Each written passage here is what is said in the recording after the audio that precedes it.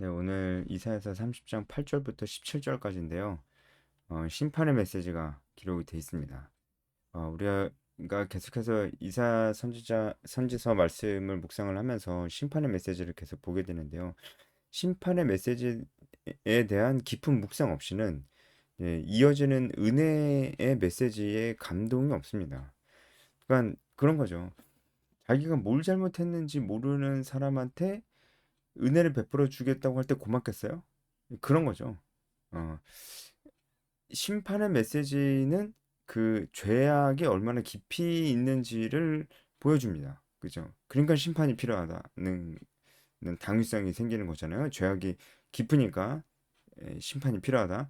여기에 대한 깊이 있는 묵상과 또 이스라엘의 어떤 패역한 모습을 보면서 우리의 모습을 생각하고 하는 것 없이 하나님께서 우리에게 은혜를 주시는 하나님이라고 했을 때 우리에게 어떤 감격이 있을 수 있을까요? 아니 내가 뭐 그렇게 잘못한 게 없는데 은혜를 베풀어 주겠다고 하면 고맙겠냐고요. 그런 거죠. 그래서 사실 이 심판에 대한 메시지, 특히 이 죄악이라는 것이 얼마나 심각한 것인지, 이 죄악의 심각성을 많이 묵상하고 체험한 사람일수록 하나님의 사랑의 깊이를 더욱더 깊게 알고 있는, 깊게 경험하고 있는 사람입니다. 사실 우리의 믿음이 많이 흔들리고 연약한 이유 중에 대부분의 원인이 어디에 있냐면 바로 우리의 죄악의 깊이, 그 죄악의 심각성을 잘 모르기 때문에 그렇다고 저는 생각해. 저도 그렇습니다. 저도. 그래서 이 선지서에 나와 있는 이런 그런 심판의 메시지에 우리가 더욱더 귀를 기울이고 묵상을 해야 될 필요가 있다고 좀 생각을 합니다. 한 절 한 절 해설을 해드릴 텐데요. 이제 가서 백성 앞에서 서판을 기록하며 책에 써서 후세에 영원히 있게 하라. 여기서부터는 하나님께서 어, 이제 계속해서 남유다를 책망하시는 것입니다. 근데 이때 당시의 상황을 좀 알아야 되는데 남유다가 처음에는 아수르와 손을 잡으려고 했다가 이제 배신당하죠. 그 다음에는 아수르를 대항하여 애굽과 손을 잡으려고 합니다. 근데 결국 그 결과도 안 좋았습니다. 지금 상황은 하나님께서 애굽을 의지하려고 하는 남유다를 책망하시는 겁니다. 그러니까 남유다가 자꾸 아수르를 의지하거나 애굽을 의지하거나 하려고 해요. 그런 강대국들을 의지하지 말고 하나님을 의지해라. 이렇게 말씀을 하십니다. 여러분 이거를 지금 우리에게 그대로 우리 정세에 그대로 적용하시면 좀 곤란합니다. 이 말씀이 그래서 하나님이 강대국에게 의지하지 말라는 거구나. 이렇게 적용하면 안 된다고요. 지금 우리가 살고 있는 이 시대는 누구도 한 민족이 혼자 살아남을 수가 없는 그런 글로벌한 시대입니다. 그래서 지금 우리는 모든 나라들이 서로 전략적 동맹 관계에 있죠. 어, 그래서 그대로 적용하시면 안 되고 오늘 말씀의 핵심도 강대국이랑 손잡지 마라 이게 핵심이라기보다는 하나님만 의지해라 라는 게 핵심입니다. 남유다가 하나님을 의지하지 않았기 때문에 그 결과로 애굽과 손을 잡으려고 했다는 것이죠. 그래서 그 죄가 그 결국은 교만한 죄이고 하나님께서 그 교만함을 꼬집는 것입니다.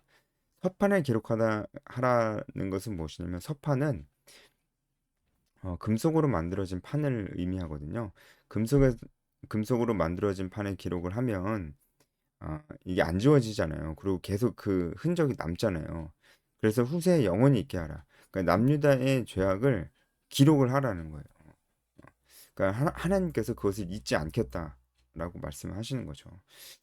대저 이는 패역한 백성이요 거짓말하는 자식들이요 여호와의 법을 듣기 싫어하는 자식들이라. 그러니까 지금 남유다의 어떤 죄악된 모습을 세 가지로 표현하고 있습니다. 백성, 패역한 백성, 그리고 거짓말하는 자식들, 여호와의 법을 듣기 싫어하는 자식들이라고 이렇게 표현하고 있습니다. 거짓말하는 이들이라는 뜻은 남유다의 모습이 겉과 속이 달랐다는 것입니다. 그들은 겉으로는 하나님을 경배하고 여호와 신앙을 가지고 있는 것처럼 보였지만 속은 그렇지 않았다는 거죠. 그래서 그런 의미에서 거짓말이라고 말씀하시는 거고요. 여호와의 법을 듣기 싫어하는 자들 이것은 말 그대로 그들은 하나님의 법을 듣고 싶어 하지 않았습니다. 이에 대한 자세한 설명이 10절에 나오죠. 그들이 선견자에게 이르기를 선견하지 말라. 선지자에게 이르기를 우리에게 바른 것을 보이지 말라. 우리에게 부드러운 말을 하라. 거짓된 것을 보이라. 이렇게 얘기를 하고 있습니다. 자, 이 부분이 오늘 우리가 좀 그래도 쉽게, 비교적 쉽게 명확하게 묵상할 수 있는 부분이라고 좀 생각을 합니다. 제가 이렇게 묵상할 수 있는 포인트를 짚어드리는 이유는 여러분의 묵상을 돕기 위한 것이지 꼭 그것만 묵상을 하는 것은 아니니까요. 여러분들이 자유롭게 개별적으로 묵상하시길 바랍니다. 네, 10절 말씀은 우리가 쉽게 묵상 포인트를 얻을 수 있는 부분이긴 해요. 왜냐면 이 모습 속에 우리의 모습도 있거든요. 선견자에게 선견하지 말라. 그러니까 선견자들, 선지자들의 할 일은 하나님의 말씀을 전하는 것이었습니다. 그러니까 하나님의 말씀을 전하지 말라는 거죠. 어, 이 말씀을 히브리어로 보면 굉장히 강력한 표현으로 돼 있어요. 굉장히 강력한 부정적인 의미를 가지고 있는 로라는 히브리어 단어가 쓰였는데 어, 이 로라는 단어를 넣어서 직역을 다시 한번 해보자면은 선견자에게 이렇게 얘기하는 거예요. 결코 영원히 선견하지 말라. 그리고 결단코 영원토록 다른 것을 보이지 말라. 이렇게 강조하고 있는 표현입니다. 그러니까 하나님의 말씀 듣는 것을 정말 싫어했다는 것이죠. 어, 그런 것을 우리가 쉽게 알 수 있습니다. 하나님의 말씀을 듣기를 싫어한 겁니다. 그러니까 자신들이 듣고 싶은 말이 있는데 자신들이 별로 듣고 싶어 하지 아니하는 하나님의 말씀을 하지 말라고 하는 거예요. 음, 바른 것을 보이지 말라. 이것도 하나님의 말씀이겠죠. 부드러운 말을 하라. 라고 하는 것은 축복의 말, 듣기 좋은 말을 해라. 이렇게 얘기하는 거예요. 거짓된 것을 보이라. 자, 이게 실제로 우리가 좀 이렇게 그 생각을 해볼 수 있을까, 유추해 볼 수 있을 것 같아요. 남유다 사람들이 거짓된 것을 보여라, 진실을 말하지 마라. 어, 실제로 그렇게 말을 하지는 않았을 거예요. 그런데 그들이 선지자들에게 요구하는 것은 분명히 나는 하나님 말씀에 별로 관심이 없다. 좀 다른 얘기를 좀 해봐라. 그 다른 얘기를 할 때 실제로 그들이 듣기 좋은 얘기를 할 때 굉장히 관심 있게 듣고 귀를 기울여 듣고 하나님 말씀을 진작 에, 에, 전할 때는 별로 듣고 싶어 하지 아니하고 그 듣는 자리에 가지 아니하고 이런 모습들을 보였을 것이란 말이에요. 그런 남유다의 모습을 이렇게 지적을 하고 있는 것입니다. 근데 이런 모습이 우리한테도 있단 말이에요. 여러분 뭐 제가 이 해설을 할 때 몇 번 질문한 적이 있는 것도 같은데 어, 예배 드리실 때 어떤 것을 기대하십니까? 어, 이렇게 물어보면 많은 분들이 은혜 받는 것을 기대합니다. 이렇게 얘기를 해요. 그럼 은혜 받는다는 것은 무엇일까요? 이 질문은 우리가 자주 생각해 보면 좋을 것 같아요. 어떻게 해야 은혜 받는다고 얘기를 할 수가 있을까요? 제가 이렇게 물어봤더니 한 청년이 하나님의 말씀을 듣고 깨닫는 것이라고 얘기했습니다. 너무나 좋은 답변이었어요. 맞죠? 예배 드릴 때, 특히 이제 말씀을 들을 때 하나님 말씀을 듣고 우리가 깨달을 수 있다면 그것이 하나님이 우리에게 주시는 큰 은혜일 것입니다. 그런데 이제 제가 드리고 싶은 말씀은 이 설교 말씀을 들을 때 내가 깨달았다, 뭔가 느끼는 게 있다. 이 포인트가 사람마다 다 다르는 거예요. 다르다는 거예요. 사람마다 다른 것도 정상입니다. 당연하죠. 사람마다 하나님께서 다른 메시지를 주십니다. 그런데 제가 드리고 싶은 말씀은 어, 워낙에 하나님 말씀을 모르고 워낙에 그 마음이 하나님 말씀을 들으려고 하는 것보단 자기가 뭔가 듣고 싶은 말씀이 있어요. 흥미가 있는 곳이 따로 있어요. 하나님 말씀보다는 다른 것에 흥미가 더 있어요. 그런 마음을 가지고 앉아 있는 사람에게 하나님 말씀을 전하고 말씀을 좀 해설해주고 설명해주고 그 말씀의 핵심 메시지를 전달하려고 노력하고 한다면 그 사람이 과연 은혜를 받을까요? 아마 그러지 못할 거예요. 그러니까 설교자가 하나님 말씀을 해설해주고 하나님 말씀 속에 담겨져 있는 핵심 메시지를 전달하려고 노력하는 것이 그게 잘못하는 건가요? 그렇지 않죠. 설교는 그렇게 해야 되죠. 하나님 말씀에 뜻을 잘 풀이해주고 그 안에 있는 핵심 메시지를 전달하되 우리에게 좀 잘 적용할 수 있는 우리가 다 공감할 수 있는 어떤 보편적인 교훈들을 얘기해 주는 것이 그것이 너무나 좋은 설교가 아니겠어요? 그런데 그렇게 하나님 말씀을 풀이해서 설명해 주면서 그렇게 얘기하면 그 별로 안 좋아하는 사람들이 있어요. 실제로 아주 많습니다. 네. 별로 흥미가 없습니다. 네. 안 좋아한다기보다는 흥미가 없어요. 대신에 어떤 것에 흥미 있습니까? 재밌는 얘기들, 뭐 막 그런 좀 자극적인 얘기들, 뭐 예화들, 뭐 간증들, 간증도 막 신비한 것들, 막 신비한 일이 일어나는 그런 간증들, 그런 간증들, 그런 이야기는 막 아멘 아멘 하면서 굉장히 좋아합니다. 예. 간증은 하나님 말씀이 아닙니다. 예화도 하나님 말씀이 아니에요. 물론 설교 안에 예화나 간증이 필요합니다. 네, 그런 것들이 적절히 섞여져 있으면 아주 좋습니다. 그런데 그것이 메인은 아니죠. 그것은 분명하죠. 하나님 말씀이 메인이죠. 그런데 메인은 기억을 못하고 뭐 예화나 간증이나 재밌는 얘기들 그런 얘기들 할 때만 오히려 좋아하고요. 그런 걸 기대하고요. 그런 걸 잘하는 사람을 좋은 설교자라고 생각하는 것은 우리가 그런 태도는 어떻게 봐야 될까요? 아마 남유다의 백성들도 그런 태도로 가지고 있었을 가능성이 높습니다. 자기가 듣고 싶은 말만 우리한테 해달라는 거예요. 그러니까 바른 것을 우리에게 보이지 말라. 부드러운 말을 해라라는 얘기가 아마 그 얘기 아닐까요? 그런데 남유다의 선지자들은 이들의 요구대로 그렇게 부드러운 말만 했었던 것 같습니다. 그래서 우리가 전에 큐티할 때 이 선지자와 제사장들도 타락했던 모습들을 이제 볼 수가 있었죠. 11절 너희는 바른 길을 버리며 첩경에서 돌이키라. 이스라엘의 거룩하신 이를 우리 앞에서 떠나시게 하라. 이렇게 얘기했다는 거예요. 이것도 이들이 실제로 이렇게 그대로 이 워딩을 썼냐? 그럴 수도 있습니다. 그럴 수도 있지만 그러지 아니했을지라도 그들의 마음의 태도와 아, 그리고 결국 그들의 그 어, 생각 속에는 이런 생각들이 결국엔 있었을 것이다라고 보는 거죠. 너희는 바른 길을 버리며 첩경에서 돌이키라. 어, 이 첩경은 작은 길을 의미하는데요. 그러니까 이 작은 길은 보통 하나님의 백성들이 걸어가야 될 길이잖아요. 그러니까 그 작은 길에서 돌이키라. 어, 좁은 길로 가지 마. 모처럼 좁은 길로 가. 그리고 좁은 길로 가라고 자꾸 우리한테 강요하지 마. 부담스러워. 이런 얘기를 지금 남유다 백성들이 하고 있다는 것이죠.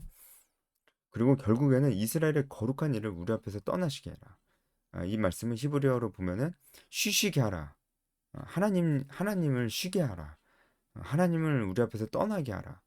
이런 뜻입니다. 하나님을 쉬게 하라고 얘기하고 있는 것이죠. 이 말씀을 진짜 남유다 백성들이 이 워딩을 그대로 썼다면 이건 정말 기가 막힐 노릇이죠. 하지만 우리도 지금 남유다 백성들과 똑같은 마음을 가지고 있을 수 있다는 겁니다. 이 워딩을 그대로 쓰진 않지만 하나님을 우리 앞에서 떠나 보내고 우리가 그냥 사는 거예요. 그러니까 하나님을 믿는 내 신앙이 내 일상생활 속에서 영향을 거의 미치지 못합니다. 직장 속에서 일을 하면서 어, 어, 내가 여유 있는 시간에 쉬는 시간을 보낼 때 나의 삶 속에서 하나님을 믿는 이 신앙은 그 중심을 차지하지 못하고 변두리에 있고 자주 잊혀집니다. 그것이 우리 삶 속에서 하나님을 쉬게 만드는 건 아니겠습니까? 우리 삶 속에서 하나님을 물러가게 만드는 건 아니겠습니까? 그렇다면 우리도 남유다 백성들과 똑같죠. 그리고 이것은 오늘 말씀이 지적하는 것처럼 아주 심각한 죄악이 아닐 수가 없습니다. 음, 12절 이러므로 이스라엘의 거룩하신 이가 이같이 말씀하시되 너희가 이 말을 업신여기고 압박과 허망을 믿어 그것을 의지하니 여기서 허망이라는 것은 아마도 남유다가 하나님이 아닌 애굽을 자꾸 의지하려고 하는 그런 생각을 얘기하고 있는 것이다. 좀 볼 수 있어요. 어, 압박과 허망을 믿는다. 이 압박이란 것은 무엇이냐면 강탈하다라는 그런 뜻입니다. 그러니까 이 당시에 위정자들이 다 이제 타락을 해서 어, 남의 재산을 막 빼앗고 그랬던 것 같아요. 이제 그러니까 자기 마음대로 사는 거죠. 어, 그리고 그렇게 사는 삶이 자기를 지켜줄 줄 아는 것이죠. 그리고 애굽이 자기를 지켜줄 것이라 이렇게 믿는 것이죠. 그 모든 것이 아주 허무한 일들입니다.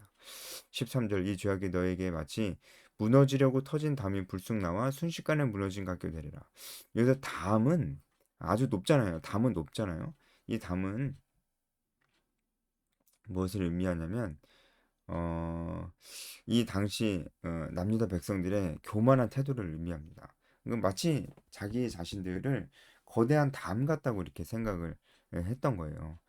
그래서 하나님을 의지하지 않고 자신들의 지혜와 경험만 의지해도 어, 될 것이다 이렇게 생각했다는 겁니다. 그래서 그런 의미에서 애굽을 의지했죠. 하나님을 의지한 게 아니고. 하지만 그 담은 어떤 담입니까? 터진 담입니다. 터진 담.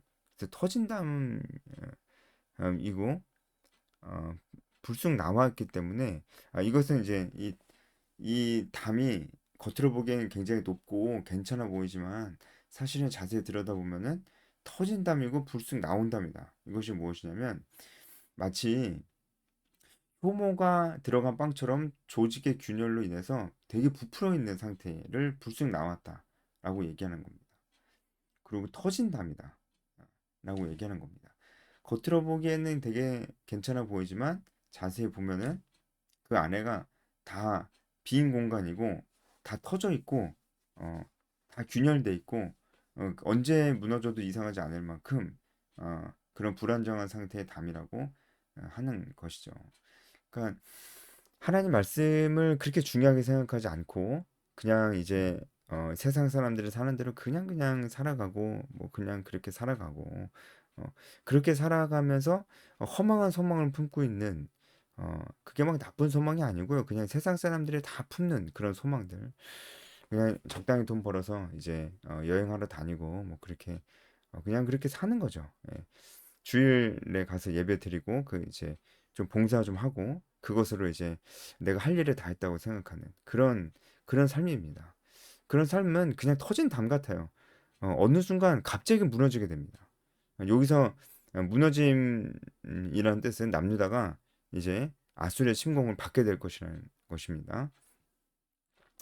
아수르의 침공을 받게 되죠. 남유다가 아수르의 침공 때문에 무너지진 않지만 갑자기 받게 됩니다. 이처럼 우리 삶에도 막 그 하나님 말씀 잘 생각 안 하고 뭐 나는 그렇게 신앙이 그렇게 좋은 사람은 아니야 이렇게 생각을 하면서 그래도 신앙이 아예 없는 사람도 아니야 이러면서 난 딱 요 정도가 좋아 이렇게 생각하면서 예배만 드리고 예배도 뭐 잘 드리는지 모르겠지만 어, 일상생활 속에서는 개인적인 말씀과 기도 생활이 거의 전무하고 봉사도 할 수도 있지만 그냥 봉사 정도만 하고 하나님과 인격적인 교제가 거의 없는 그리고 특히 하나님께서 우리에게 주신 사명 즉 복음을 전하고 제자를 삼는 일은 정말 정말 생각을 절대로 안 해요. 그거는 그냥 자기 일이라고 아예 생각을 안 해요. 그런 일을 할 사람은 따로 있다고 생각해요. 따로 있다고. 그런 사람의 삶은 터진 담과 같은 삶이에요. 어느 날 갑자기 무너질 수 있어요. 네. 특히 어려움이 왔을 때, 혹은 이제 굉장한 큰 유혹이 왔을 때 무너질 수 있다는 것입니다. 14절 그가 이 나라를 무너뜨리시되 토기장이가 그릇을 깨트린 같이 하실 것이다. 토기장이가 그릇을 만들 때 굉장히 정성스럽게 만들잖아요. 그런데 깨트릴 때는 또 아낌없이 깨트립니다. 하나님이 그렇게 하실 것이라는 거예요. 굉장히 하나님께서 남유다를 이스라엘을 굉장히 사랑하시고 가꾸셨어요. 먹이시고 입히셨어요. 그런데 그들이 계속해서 하나님을 떠난다면 하나님이 심판의 날을 그들에게 허락하실 것이다 라는 것이죠. 15절 주 여호와 이스라엘의 거룩하신 이가 이같이 말씀하시되 너희가 돌이켜 조용히 있어야 구원을 얻을 것이고 잠잠하고 신뢰하여야 힘을 얻을 것이거늘 너희가 원하지 아니하고 그러니까 이 말씀을 하시는 이유가 뭐겠어요? 너희가 돌이켜 조용히 있어야 구원을 얻을 것이다. 이 말씀을 하시는 이유가 뭐겠어요? 돌이키라는 거죠. 좀 조용히 좀 있어 보라는 거죠. 돌이키라는 거죠. 결국은 지금까지 하셨던 말씀들 이 남유다의 죄악이 얼마나 심각한지에 대해서 계속 지적하시면서 그 결과가 얼마나 끔찍할 것인지에 대해서도 계속 지적하시면서 말씀하셨던 그 이유가 뭐였어요? 돌이키라고, 돌이키라고. 그러니까 이것이 하나님의 사랑입니까? 아닙니까? 하나님이 남유다를 사랑하지 않으면, 야, 너네 이런 죄악을 저지르고 있어. 그리고 그게 얼마나 심각한 건지 알아? 어? 너네 계속 그렇게 가다가는 그냥 터진 담이야. 순식간에 무너질 거야. 이런 얘기를 하시는 이유가 뭐겠어요? 무너지지 말라고 말씀하시는 거죠. 이것이 사랑 아니고 뭐겠습니까? 그러니까 우리가 하나님의 심판과 이 죄악의 깊이를 알아야 하나님의 사랑의 깊이를 알 수가 있어요. 돌이켜라 말씀을 하시는 것이죠. 어, 잠잠하고 신뢰해라. 그러니까 잠잠하라고 조용히 있으라고 자꾸 그러는 것은 어, 우리가 막 그러니까 허망한 꿈을 쫓을 때 또 열심히 삽니다. 예, 열심히 살고 실제로 바쁘게 열심히 살지 않는다고 해도 우리는 다른 것으로 우리 마음을 계속 채워놔요. 뭐 재밌는 뭐 컨텐츠나 뭐 유튜브나 뭐 영화나 뭐 이런 재밌는 허망한 것들로 자꾸 우리 마음속을 채워놔서 시끄러워요, 시끄러. 하나님 말씀이 들어갈 틈이 없어요. 그런 의미에서 하나님이 조용히 해라, 좀 잠잠히 좀 해봐라. 어? 하나님 말씀하신다. 이렇게 말씀하시는 것이죠. 우리가 말 타고 도망하리라 하였으므로 너희가 도망할 것이요 또 이르기를 우리가 빠른 짐승을 타리라 하였으므로 너희를 쫓는 자들이 빠를 것이다. 이것도 심판에 대한 메시지죠. 17절도 마찬가지로 우리가 볼 수가 있을 것입니다. 어, 18절부터는 이런 패역한 남유다를 향해서 하나님이 회복시켜 주실 것이다 라는 은혜의 메시지가 나옵니다. 근데 18절부터 이어지는 이 은혜의 메시지는 17절까지의 이 심판과 경고의 메시지를 충분히 묵상한 사람에게 큰 감동으로 다가오실 것입니다. 그렇지 않은 사람에게는 맨날 듣던 그런 얘기네. 그냥 그럴 것입니다. 우리가 하나님이 얼마나 죄악을 싫어하시는 분이 죄악이란 것이 얼마나 심각한 것인지를 오늘 말씀을 보면서 묵상하고 내 모습을 돌아보는 시간이 되었으면 좋겠습니다. 여기까지 하겠습니다.